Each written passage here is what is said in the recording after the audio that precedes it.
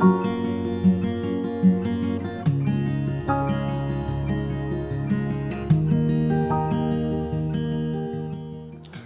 दोस्तों, आइए आज हमारा दक्षिण भारत का लास्ट क्लास है दोस्तों, जिसमें मैं आपको दक्षिण भारत पार्ट 4, ठीक है दोस्तों। आज हमारा लास्ट क्लास है, इसमें आपका पूरा दक्षिण भारत कवर हो जाएगा जो दोस्तों, जिसमें आज मैं आपको कल्याणी के चालुक्य और उसके बाद में चोल साम्राज्य जो 9वीं से 12वीं सदी तक शासन किया, उसके बारे में मैं आप लोगों को आज डिस्कस करने वाला हूँ, पढ़ाने वाला हूँ दोस्तों।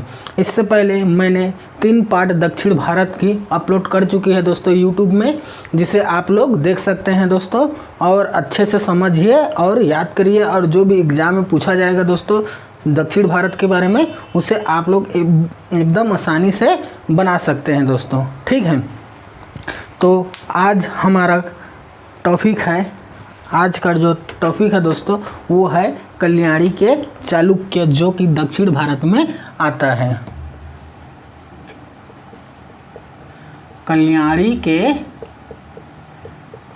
चालुक्य, ठीक दोस्तों, आप लोग समझिएगा और नोट भी करते जाइएगा दोस्तों।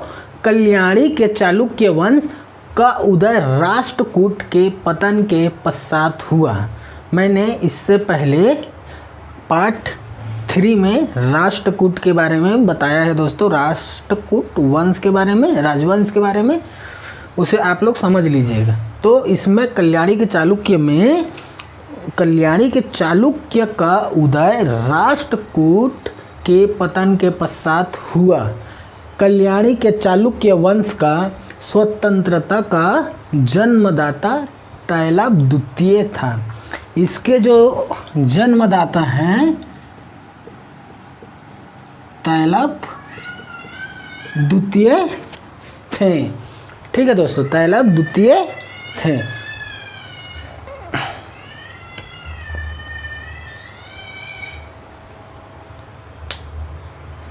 तैलप द्वितीय थे। मेरुतुंग कृत प्रबंध, मेरुतुंग जो मेरुतुंग कृत प्रबंध चिंतामणि से ज्ञात होता है कि तैलप द्वितीय ने गुंज के ऊपर 6 बार आक्रमण किया। गुंज के ऊपर दोस्तों 6 बार आक्रमण किया, किंतु प्रत्येक बार पराजित हुआ, ठीक, किंतु प्रत्येक बार पराजित हुआ। तब इसके हम कुछ प्रमुख राजवंश के बारे में जान लेते हैं दोस्तों। इसके कुछ प्रमुख राजवंश, ठीक, प्रमुख राजवंश में हम पहले देखते हैं सोमेश्वर प्रथम। सोमेश्वर प्रथम पहला, सोमेश्वर प्रथम के बारे में देखते हैं। सोमेश्वर प्रथम, इसने अपनी राजधानी मान्यखेत से कल्याणी स्थानांतरित किया। जो राष्ट्रकूट की राजधानी मान्यखेत थी दोस्तों, तो उसके पतन के बाद कल्याणी के चालुक्य आए और अपनी जो राजधानी है वो मान्यखेत से कहाँ स्थानांतरित किया दोस्तों? मान्यखेत से कल्याणी स्थानांतरित की, मतलब ट्रांसफ़र किया। चोल नरेश राजाराज ने सोमेश्वर प्रथम को बुरी तरह पराजित कर दिए, बुरी तरह पराजित कर विजयेंद्र की उपाधि धारण की। किसने दोस्तों? राजा राज ने, ठीक। सोमेश्वर प्रथम ने परमासे की राजधानी धारा नगरी पर आक्रमण कर वहां के शासक भोज को आत्मसमर्पण करने के लिए विवश किया। सोमेश्वर प्रथम ने कोट कोटपम के युद्ध में चोलों से बुरी तरह पराजित हुआ। सोमेश्वर प्रथम ने कोटपम के युद्ध में जो युद्ध हुआ, कौन सा? कोटपम के युद्ध में बुरी तरह पराजित हुआ। तो इस सदमे से तुंगभद्र नदी में डूबकर सोमेश्वर प्रथम ने कहा तुंगभद्र नदी में डूबकर आत्महत्या कर ली दोस्तों। किस लिए आत्महत्या की? क्योंकि चोल राजवंश से कोटपम के युद्ध में बुरी तरह पराजित हुआ। उसके कारण सोमेश्वर प्रथम ने तुंगभद्र नदी में डूबकर आत्महत्या कर लिया दोस्तों। तो ये रहा सोमेश्वर प्रथम की कहानी दोस्तों। अब हम देखते हैं विक्रमादित्य चौथा। ठीक, विक्रमादित्य चौथा के बारे में।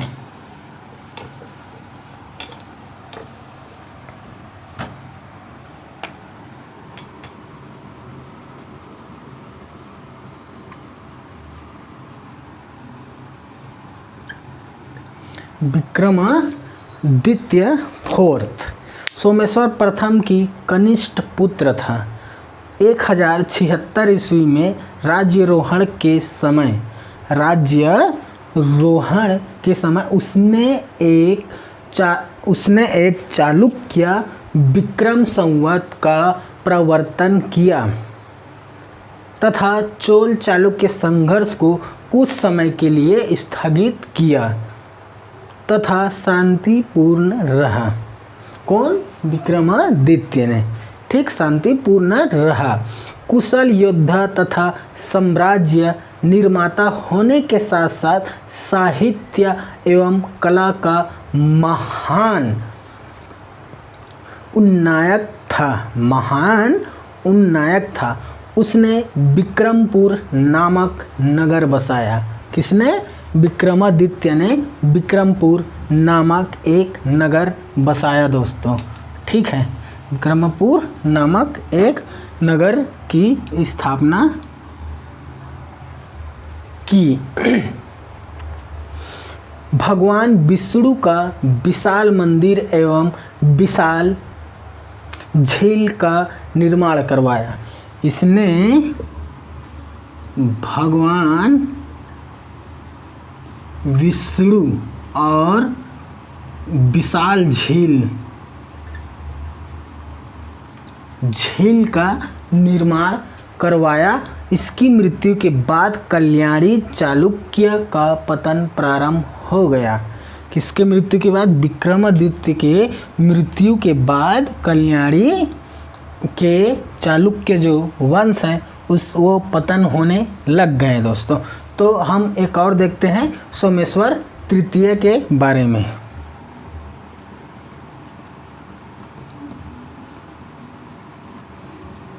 देखते हैं दोस्तों सोमेश्वर तृतीय के बारे में। विजय की अपेक्षा शांति से कार्य करने की रुचि थी। वह स्वयं विद्वान था जिसने मानसोल्लास नामक प्रसिद्ध ग्रंथ की रचना की। किसकी दोस्तों?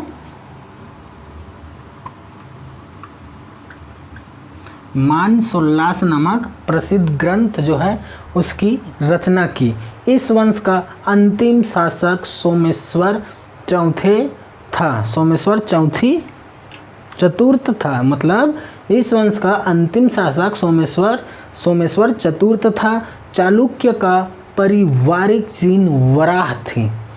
इसकी जो चालुक्य जो थे इसकी पारिवारिक चिन्ह जो है वो वरा थी दोस्तों। ठीक, वरा था। चालुक्य के शासनकाल में ग्राम के अधिकारी को गामुंड कहा जाता था। इसकी नियुक्ति केंद्र द्वारा होती थी। तो ये रहा दोस्तों आपका कल्याणी के चालुक्य वंश। ठीक, अब हम अगला देखते हैं। हमारा अगला जो टॉपिक है वो है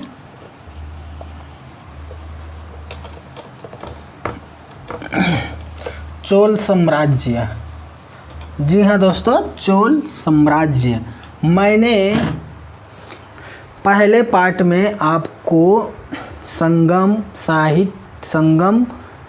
युग, संगम साहित्य के बारे में बताया और उसके जो प्रमुख राजवंश हैं जिसमें चोल, चेर और पांड्य वंश थे। ठीक है दोस्तों, उस चोल वंश के बारे में मैंने डिस्कस किया हुआ है पार्ट 1 में दोस्तों। लेकिन चोल साम्राज्य 9वीं सदी से 12वीं सदी तक फिर से उसे देखा गया है दोस्तों। उसी के बारे में हम लोग डिस्कस करते हैं। आइए, जो चोल साम्राज्य हैं, चोल साम्राज्य जो कि 9वीं से 12वीं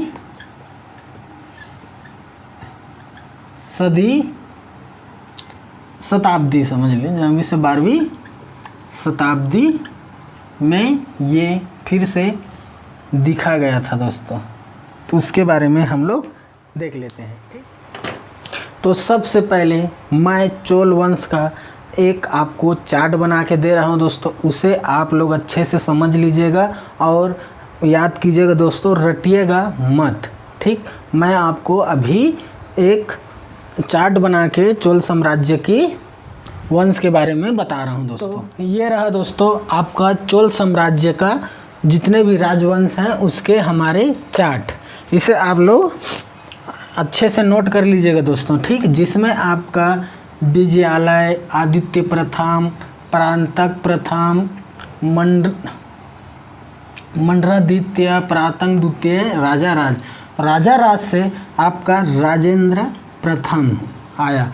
उस राजेंद्र प्रथम के 3 राजाधिराज, राजेंद्र देव और वीर राजेंद्र से आपका अधिराजेंद्र आया। अधिराजेंद्र का जो मधुरांतिका और कुलोत्तुंग प्रथम के द्वारा विक्रम चोल, कुलोत्तुंग द्वितीय, राजाराज द्वितीय, राजाधिराज द्वितीय, कुलोत्तुंग तृतीय और राजाराज तृतीय, और लास्ट में जो अंतिम शासक थे वो राजेंद्र तृतीय थे दोस्तों। इसे आप लोग नोट कर लीजिए अच्छे से दोस्तों, या तो इसका स्क्रीनशॉट लेके आप लोग रख सकते हैं। ठीक है दोस्तों, इसे आप लोग अच्छे से समझ लीजिएगा दोस्तों। मैं इस चोल साम्राज्य के बारे में अब नेक्स्ट बताने जा रहा हूँ, आप लोग समझिएगा दोस्तों। मेगास्थनीज के इंडिका और अशोक के अभिलेख में चोलों का उल्लेख किया गया है। 9वीं से 12वीं शताब्दी तक चोल वंश ने तमिलनाडु, आंध्र प्रदेश व कर्नाटका पर शासन किया। चोलों का प्रारंभिक इतिहास संगम युग से प्रारंभ होता है, जो मैंने आपको बताया था दोस्तों। ठीक है, तो चोलों का प्रारंभिक इतिहास संगम युग से होता है दोस्तों। अब सबसे पहले आप लोग हेडिंग डालिए, इसका केवल प्रमुख राजवंश के बारे में ही बताऊंगा। इतने को आप लोग अच्छे से बुक के थ्रू पे पढ़ सकते हैं दोस्तों। जो मेन है, जो एग्ज़ाम में पूछा जाता है वही आपको मैं जो राजवंश है उसके बारे में बताऊंगा दोस्तों। विजयालय जो संस्थापक थे हमारे, इसके बारे में आप लोग हेडिंग डालिए। सबसे पहले विजयालय जो 850 से 871 ईस्वी तक शासन किया, उसके बारे में आप लोग नोट करिएगा दोस्तों। ठीक, विजयालय चोल साम्राज्य का संस्थापक था। पल्लवों की अधीनता में उरेयूर को केंद्र बनाकर अपनी शक्ति का विस्तार करके आरंभ किया। मुतरैरो को पराजित कर उसने तंजौर छीन लिया एवं तंजौर को राजधानी बनाई। कहाँ को? चोल साम्राज्य ने, विजयालय ने तंजौर को राजधानी बनाई। इस उपलक्ष्य में इन्हें नरकेसरी की उपाधि धारण की। नरकेसरी की उपाधि धारण किसने की दोस्तों? विजयालय ने।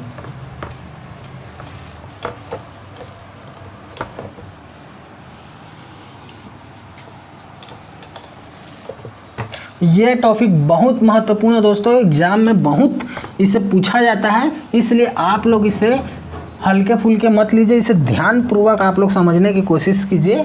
ठीक है दोस्तों।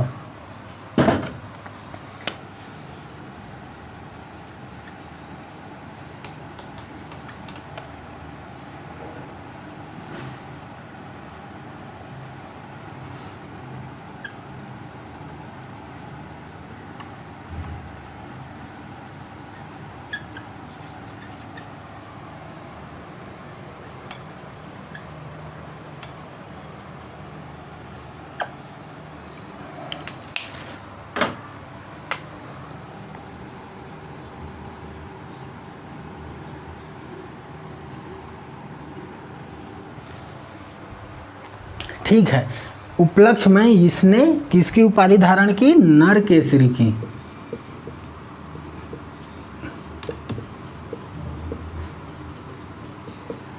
ठीक।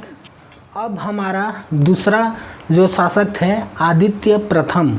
आदित्य प्रथम, ठीक है दोस्तों। ये विजयालय ने 850 से 871 ईस्वी तक शासक किया, और ये जो है 871 ईस्वी से लेकर 907 ईस्वी तक। ठीक दोस्तों, अब इसके बारे में आप लोग समझिए या तो नोट करते जाइए। यह पल्लव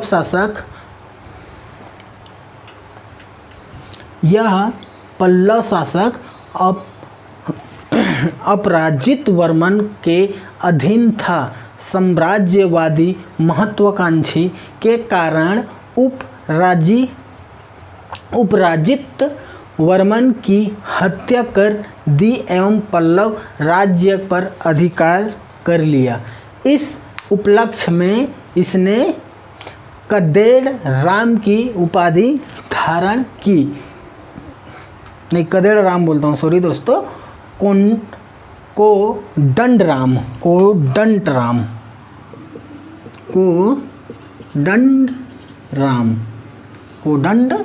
राम की उपाधि धारण की। अब हम तीसरा देखते हैं परांतक प्रथम। तीसरा परांतक प्रथम, जो कि 907 से लेकर 955 ईस्वी तक।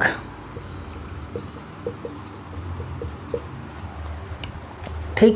गद्दी पर बैठते ही राष्ट्रकूट शासक कृष्ण द्वितीय के साथ युद्ध हुआ, जिसमें परांतक विजयी हुआ तथा वीर चोल की उपाधि धारण की।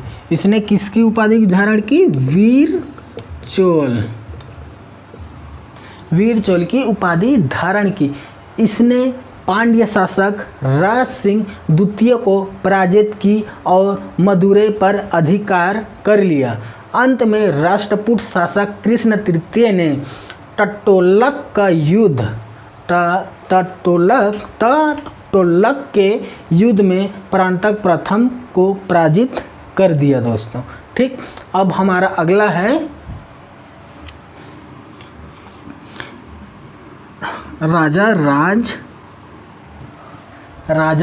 राज प्रथम, 985 ईस्वी से 1014 तक। ठीक। जो मेन है दोस्तों, उसी के बारे में मैं आपको बता रहा हूँ।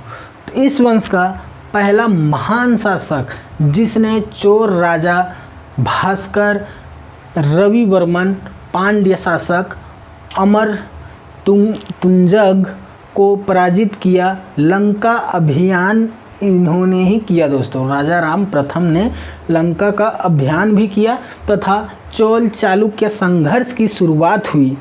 शासन राजा राज प्रथम द्वारा मालदीव एवं कलिंग विजय का भी उल्लेख मिलता है। ये जो हैं वो मालदीव और कलिंग पर भी विजय प्राप्त किया है, उसके बारे में उल्लेख मिलता है दोस्तों, राजा राज प्रथम के बारे में। अब हम देखते हैं राजेंद्र प्रथम।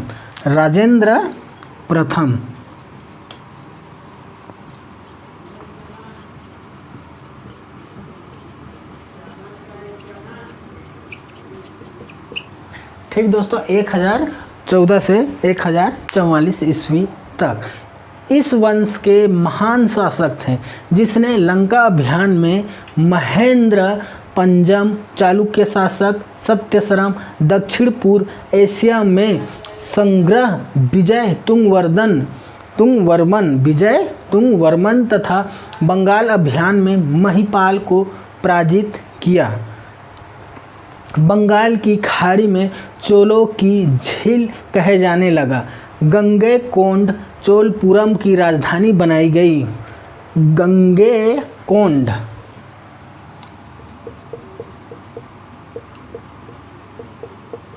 गंगे गंगे कोंड चोलपुरम।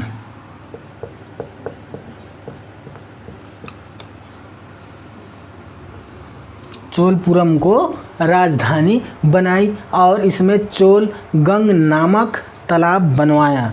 इसमें चोल गंग नामक एक तालाब बनवाया जिसमें बंगाल से लगा हुआ गंगा जल संग्रहित किया था। बंगाल से लगा हुआ गंगा जल संग्रहित किया था। ये हो गया आपका राजेंद्र प्रथम के बारे में। इसने गंगे कोंड चोलपुरम की राजधानी बनाई दोस्तों। ठीक, अब हम देखते हैं कुलोत्तुंग तृतीय।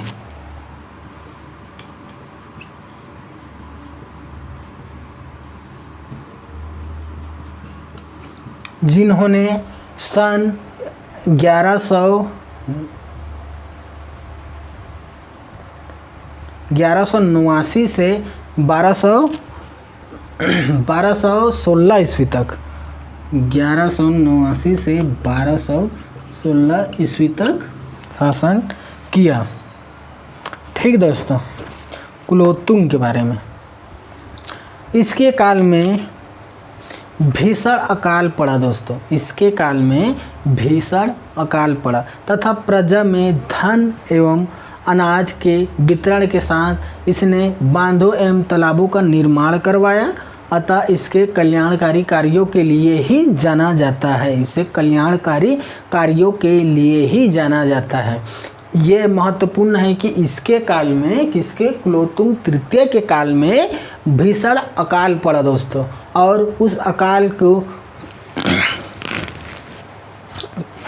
भीषण अकाल पड़ा और इसने बांधों एवं तालाबों का निर्माण करवाया और इसे कल्याणकारी कार्यों के लिए ही जाना जाता है। इसके बारे में बस इतना ही दोस्तों। अब एक लास्ट देख लीजिए, जो अंतिम शासक है राजेंद्र तृतीय।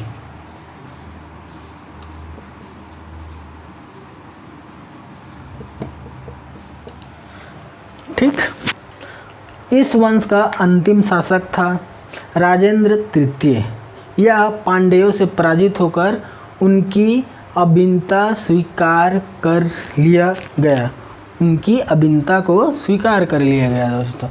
बस यही है। अगर मेंस में आपसे पूछा जाए कि चोल साम्राज्य के प्रमुख शासक क्या क्या हैं, कौन कौन हैं, उसके बारे में व्याख्या कीजिए या संक्षिप्त में लिखिए, तो आप लोग इस प्रकार से लिख सकते हैं। अब मैंने जो शुरू में बताया दोस्तों, इसकी राजधानी, जो उपाधि धारण की है वो, ये सब के बारे में अगर प्री में पूछता है, या तो अगर प्री में सन के बारे में पूछता है कि कितने से कितने सन तक उसने शासन किया, ये हो गया दोस्तों, तो आप लोग इसे लिख सकते हैं और इसे याद भी कर सकते हैं दोस्तों।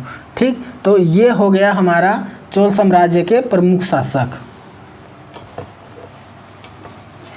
हम देखते हैं चोल साम्राज्य के प्रमुख प्रशासन। चोल साम्राज्य के प्रशासन कौन कौन सा है? केंद्रीय प्रशासन, राजस्व प्रशासन,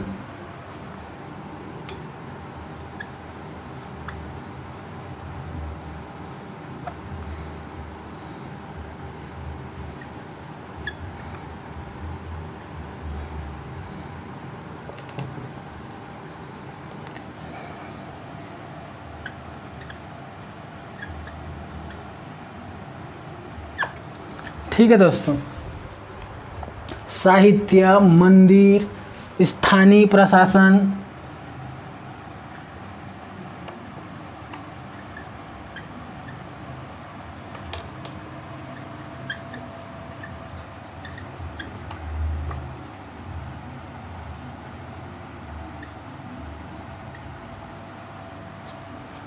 ठीक, ये सब के बारे में हम लोग डिस्कस करेंगे।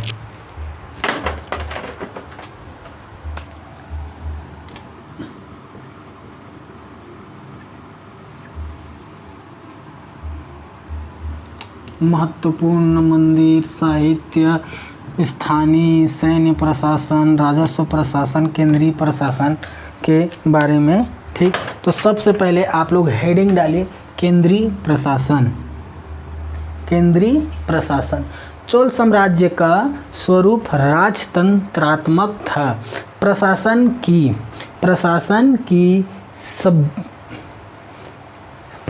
की सभी शक्तियां राजा में निहित होती थी। राजा के देवतुल्य माना जाता था। राजा को क्या? राजा को देव तुल्य माना जाता था। राजा का पद वंशानुगत होता था तथा जीवन काल में ही युवराज की नियुक्ति कर लेते थे। मंत्री परिषद के अस्तित्व के संबंध में कोई निश्चित सूचना नहीं मिलती। तो ये हो गया आपका केंद्रीय प्रशासन। और दूसरा आप लोग हेडिंग डाले राजस्व प्रशासन। दोस्तों राजस्व प्रशासन। राजस्व को आयाम एवं राजस्व विभाग को पुखु वारे तिड़क्कलम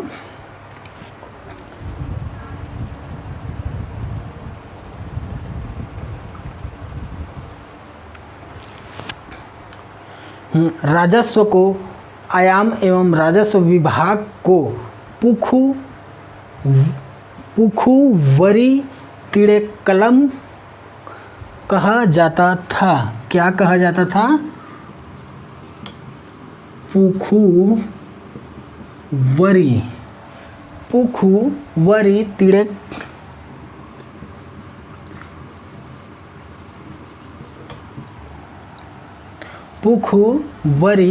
तिड़क्कलम कहा जाता था।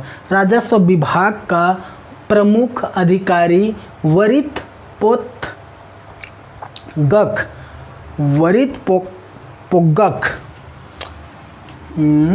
मतलब उसके जो प्रमुख अधिकारी जो थे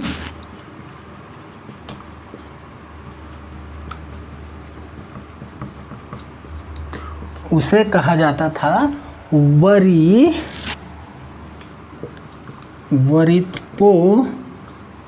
ठीक दोस्तों, वरितपोगक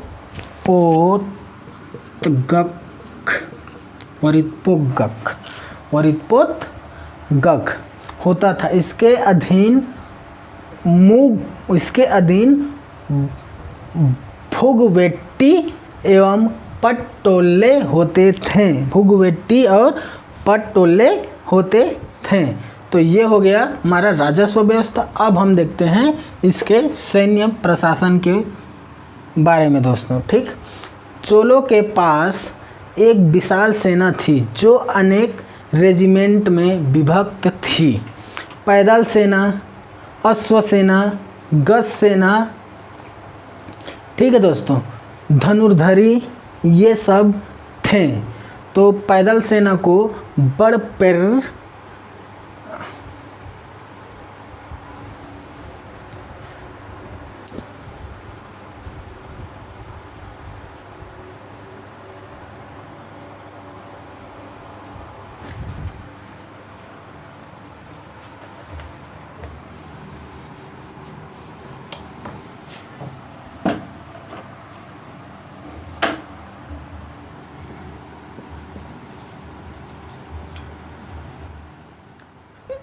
जैसा कि हमने बताया दोस्तों सैन्य व्यवस्था के बारे में। सैन्य व्यवस्था जिसमें पैदल सेना, अश्व सेना, गज सेना और धनुर्धरी थे। पैदल सेना को बड़ पैर कैकोलस के नाम से जाना जाता था। अश्व सेना को कुड़ी रैचे वगर के नाम से और गज सेना को कुंजी मल्लर, धनुर्धरी को बिल्ली गल के नाम से जाना जाता था दोस्तों। जैसा कि मैंने पहले भाग में बताया गया है कि चोल, चेर और पांड्य साम्राज्य के जो राजवंश के प्रमुख जो राजवंश हैं, प्रमुख शासक हैं, उसका नाम बहुत कॉम्प्लिकेटेड था दोस्तों। तो उसको हम लोग याद करने के लिए लिख के याद करना पड़ता था दोस्तों। उसी प्रकार इसे भी आप लोग लिख के याद कीजिएगा दोस्तों। ठीक, पैदल को बड़ पैर कैकोलस, अश्व को कुड़ी रैचे वगर, गज को कुंजी मल्लर, धनुर्धरी को बिल्ली गल के नाम से जाना जाता था। जो सैनिक युद्ध भूमि में अनुपम शौर्य का प्रदर्शन करता था उसे छत्री शिखामणि की उपाधि दी जाती थी दोस्तों। ठीक, क्या की उपाधि? क्षत्रिय शिखामणि की उपाधि दी जाती थी।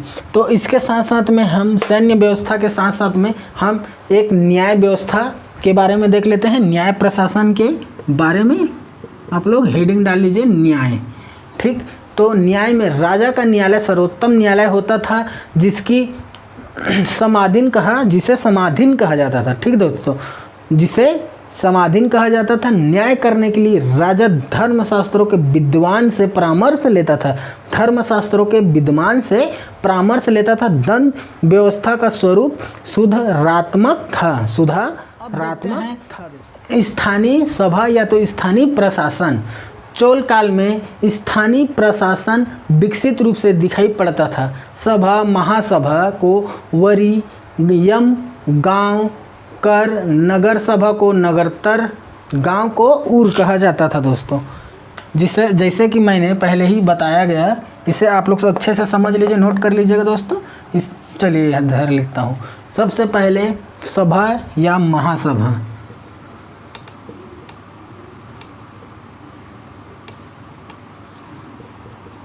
गांव, नगर। ठीक दोस्तों, महासभा को वरीयम। ठीक, गांव को कहा जाता था उर, और नगर को कहा जाता था नगरतार।